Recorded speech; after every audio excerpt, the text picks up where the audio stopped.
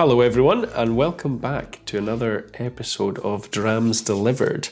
And this month we have a very interesting whisky for all of you that I'm sure probably most of you won't have tried. So yeah, Matt, tell us a little bit about what we have in front of us here.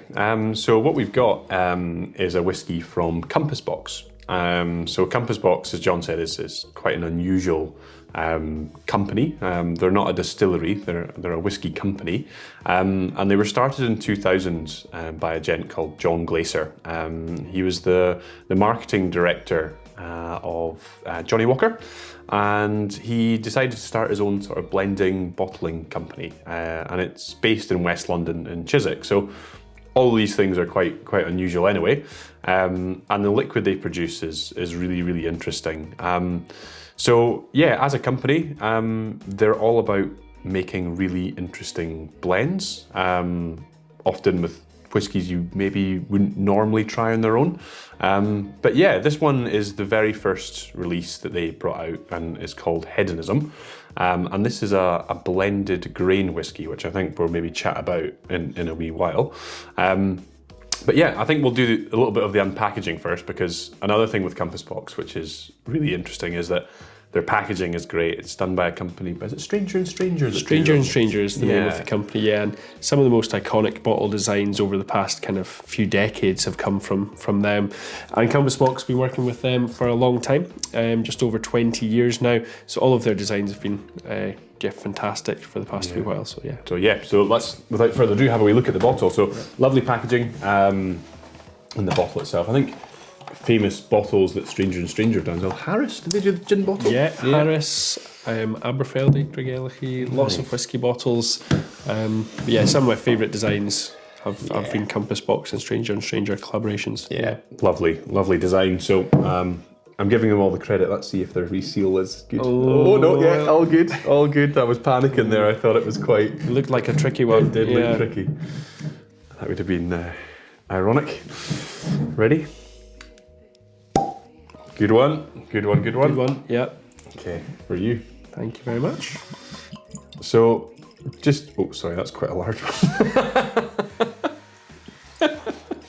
So on the front of the bottle here, we've got something saying blended grain Scotch whisky. Do you want to tell us a little bit about what blended grain is, John? Yes, so blended grain is actually a category that the Scotch Whisky Association had to make for this whisky, because before this whisky there was no blended grain.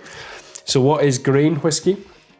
It's something that's quite different from single malt whisky, which is the whisky that we're probably most accustomed to drinking on Drams Delivered. With single malt whisky, you can only have 3 ingredients, so malted barley, water and yeast, and it all has to come from one distillery to be a single malt. You can then have blended malt, which is malt whisky from different distilleries, and you can have blended whisky, which is malt whisky and grain whisky.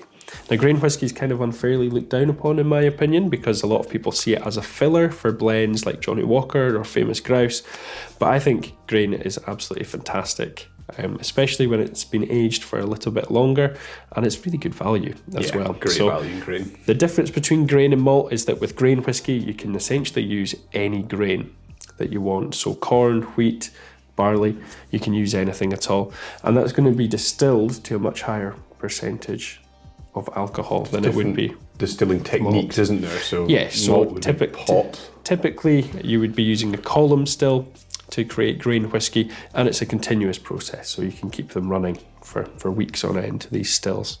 Whereas with malt whisky, it's more of a batch process. So yeah, grain, a little bit different and a little bit sort of looked down upon in the Scotch whisky circles, but I think grain whisky is fantastic. And this is a blend of different grain whiskies. So you've got, with each batch, a little bit different, but the majority of this, I believe, is North British and Cameron Bridge grain whiskies. So grain distilleries, not particularly beautiful. You can't really go and do a tour of a grain distillery. It just looks like a big factory. It's a pretty ugly industrial building. It doesn't have that romantic sort of small kind of batch kind of thing. It's a big machine in the grain whisky world. It is. I think flavour profile wise, I mean, I think if we nose this straight away, one thing we actually talked about before this is actually grain whiskey can take a little bit of time to open up in your glass. On first nosing, it's maybe not the most pleasant to some people.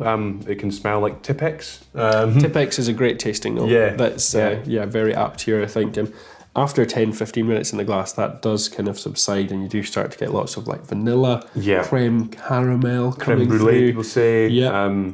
But it is like you say, like vanilla. Vanilla is probably the one thing that you smell straight away with grain whiskey. Yeah. I get it straight away with this. It's really light. It's very delicate. But yeah, please do give it some time in the glass and give grain a chance. I think some people take a first sip of grain and think, oh, no, that's not right. But there's real subtleties in grain that you just don't get in other whiskies. Yeah. Well, let's have a taste. Let's have a taste. Sorry, yeah, no, we're getting into it there. Yeah. Sláinte. Cheers.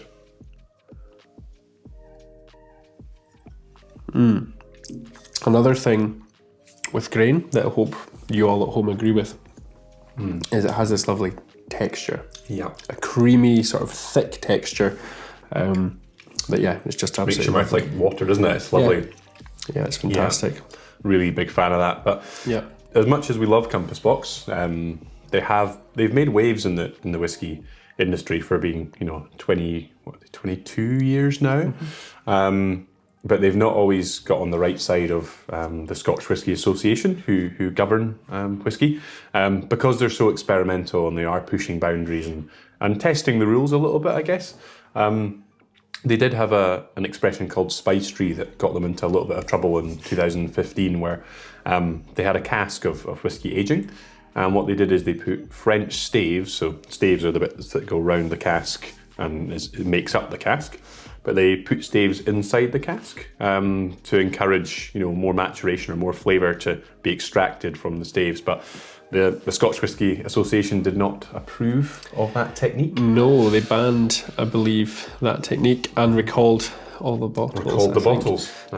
So if anyone has a bottle of original Spice Tree, it's probably worth quite a lot of money. Worth quite a bit, yeah. For sure. But they got round it, and what they did is actually they changed the cask ends. So the staves were from a certain type of oak, and then they had French oak on the end to try and impart flavour that way, which is okay. But I don't really take any sides in that. I don't think either of us do. I think for all it's great to be seen as an underdog taking on the SWA, but for all of the tight rules that they have, they're doing the Lord's work, in my opinion. Yeah, without the SWA, Scotch whisky would not be as tightly regulated as it is, and because it is so tightly regulated, it's the most revered spirit in the world. Yeah. It's a seal of quality. So yeah, and as a customer, like when you see Scotch whisky written in a bottle, you know that what you're buying is the real deal because it's so well looked after by the SWA. But it's also lovely to see people trying new things as well. So and it leads to experimentation. Yeah, trying to get around different laws and rules. So we'd be a rubbish lawyer, wouldn't we? You're both right. Anyway, I think on that note, guys, hopefully you're enjoying grain whiskey, enjoying Compass Box. The idea of the club is that we like to showcase things that you've maybe not tried before, and I'd be quite surprised if you have, but if you have, great. But hopefully this is something that's opened your eyes to a whole new section of whiskey. This is, as John says, a blended grain, but there are single grains as well, and you can get really good value in the grain market. So yeah, definitely go and explore it. If you like it, let us know. We can definitely try and look at doing more grain whiskies in the future. But yeah, please enjoy and please get in touch if you've got any thoughts on hedonism. So cheers. Sláinte. Sláinte. Cheers.